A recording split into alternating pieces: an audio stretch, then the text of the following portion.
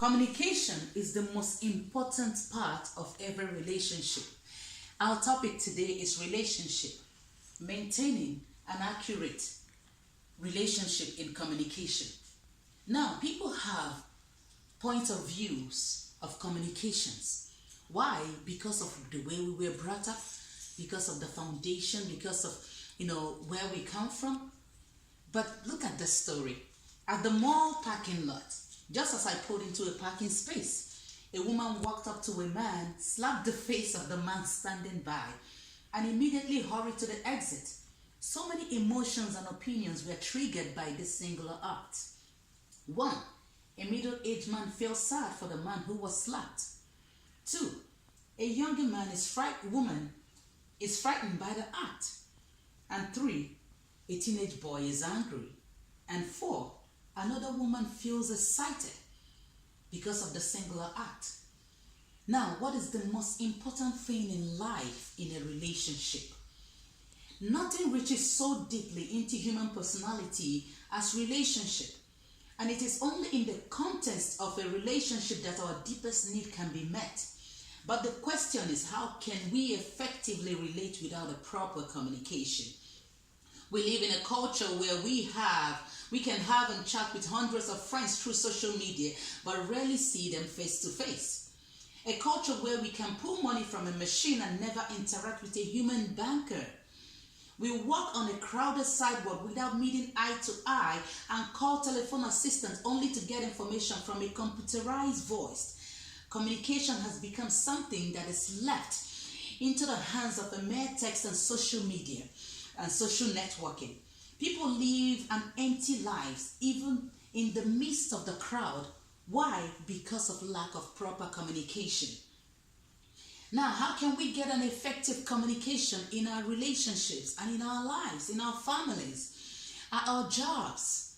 For us to have an effective communication, there has to be a common ground on effective communication without bias, prejudice, and being open and honest in communication should be a part of our everyday life.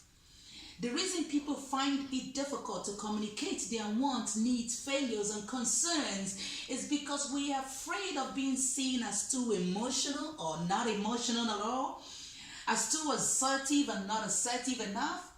We are afraid of rejection and condemnation, and as a result, we put on some masks. We put on our guards by pretending to be something we are not.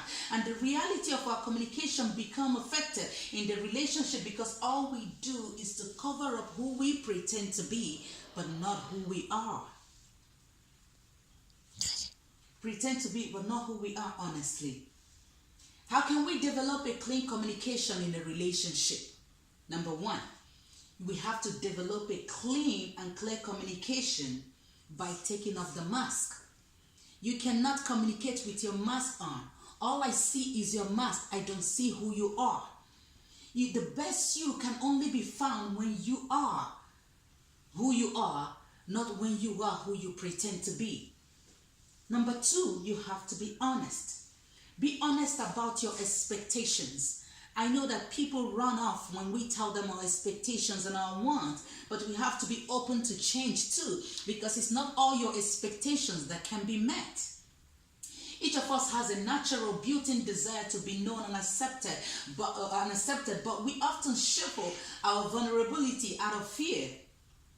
1 John chapter 4 verse 18 says, "There is no fear in love. But perfect love drives out fear because fear has to do with punishment. When we are afraid, we are punished. We're punishing ourselves and we are punishing the people that we are in a relationship with. Why? Because we are afraid to come out. We are afraid to be who we are meant to be. We have to be empathetic. Bernard Garner said, "It is the lack of empathy that results in drawing sword in a relationship." In other words, when you do not understand what your partner is going through, I said it's 3 Y's. When you do not understand what they are going through, why they are going through that situation, and how you can be of help your communication become affected. And when communication is affected in a relationship, it becomes difficult for people in that relationship to relate.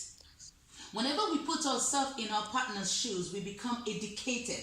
We push back ignorance, we understand each other, and at the risk of sounding tired, our understanding helps us to love them for who they are. That's why we have to think twice about our answers to the question, what's the most important thing a couple can do for their marriage? And the most important thing is communication. My name is Miracle Robert. Thank you.